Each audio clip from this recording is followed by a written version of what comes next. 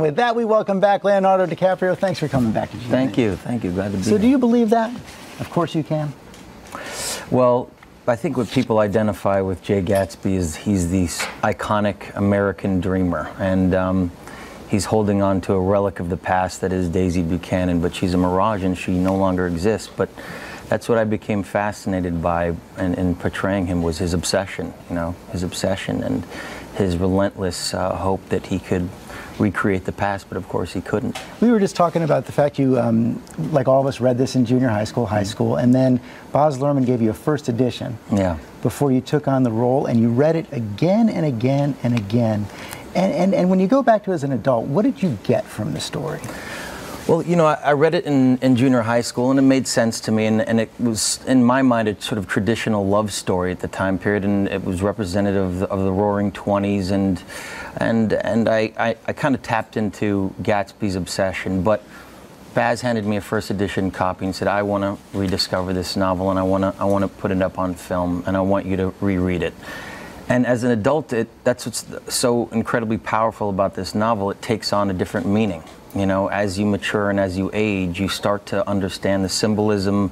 It's really an existential novel. It's really, one of those books that is not only, it's woven into the fabric of America. And here at the centers, you have this man that creates himself according to his own imagination in the 1920s in a place like America where everything was possible. And Baz Luhrmann creates that world in such a spectacular way. Yes, he does. He really made the 1920s roar in this film.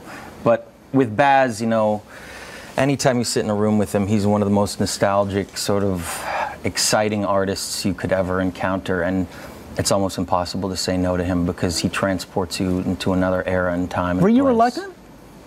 I was reluctant because I think that what's so powerful about this novel is everyone has their own interpretation of these characters. And it's such a voyeuristic novel. The way Fitzgerald writes these scenes, you feel like you're in the room with these people. So I feel like everyone has their own intimate understanding and relationship with these characters. Especially in 3D as well. And does that change when you're acting? Do you adjust your performance knowing it's going to be in 3D? Oh no, never. But we really attempted this like a theater production. I mean, the last plaza sequence, which is 10 minutes long in the movie, which is the final climax of the novel. The fight. Yeah, the big fight at the end. We rehearsed that like a theater company for weeks and weeks, and endlessly tried to dissect Fitzgerald's words. And went into that room for 2 weeks and locked ourselves away. But the great thing about 3D that I think is so surprising in this film is that it gives you that ability to immerse yourself in the room. You understand the palpable tension between the characters. No question about that. You feel the heat of the room that Fitzgerald so describes. And it just adds another layer of what it's like to be the reader and feel like you're in the room with these people. That is absolutely true, and you can feel all that intensity. We only have about a minute left. Before you go, I want to ask you about this.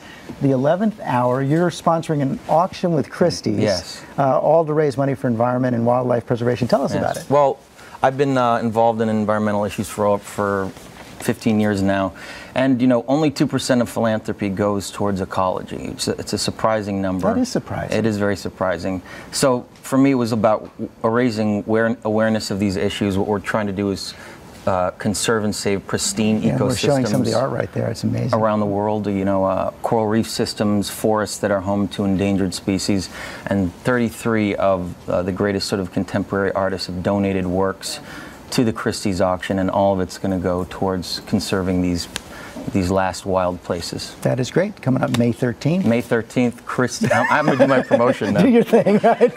Christie's.com, 11th hour auction.